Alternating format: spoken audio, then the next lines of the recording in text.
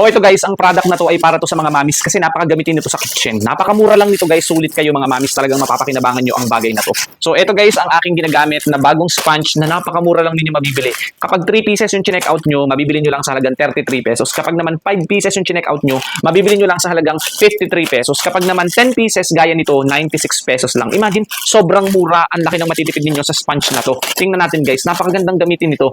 Malambot lang siya guys. Kapag itong white ang ginamit mo, maganda siyang gamitin guys dun sa mga sensitive natin, sa mga glass na mga, dun sa mga non-stick natin na mga pan, o kaya dun sa mga glass, sa mga plato natin na mga sensitive na hindi dapat ginagamitan ng mga matatalas. Itong white yung gagamitin natin. Kapag naman yung ito naman guys, so medyo siya. Ang ganda guys, ang lambot lang niya. Napakagandang gamitin itong panghugas ng mga pinggan, panghugas ng mga baso. Ayan guys, ng ating mga pan, ng mga kawali. Sobrang mura guys, ha, talaga namang tatagal ang kada isa nito. Hindi katulad nung ginagamit natin na pangkaraniwang sponge na ginagamit natin. Mahal yung mga ganoon, pero ito guys, imagine sobrang laki ng matitipid ninyo dito. 10 pieces na yan, sobrang dami na nito. O gaano ko nakatagal gagamitin ng sponge na to. Ang ganda panlinis ng mga baso, ng pinggan, kutsara. At ito naman, maganda panlinis ng mga kawali. Kapag yung ang kawali mo talagang sobrang dinikitan ng mga pagkain pinaglutuan nyo. Ito maganda siya, di ba? 2-in-1 guys, napakagandang gamitin ito. Ang gandang gamiting panlinis. Napakasulit guys, legit to. Ang laki ng matitipid ninyo kaysa naman bumili kayo ng mga mahal na mga sponge. Di ba? Mas makakatipid kayo dito.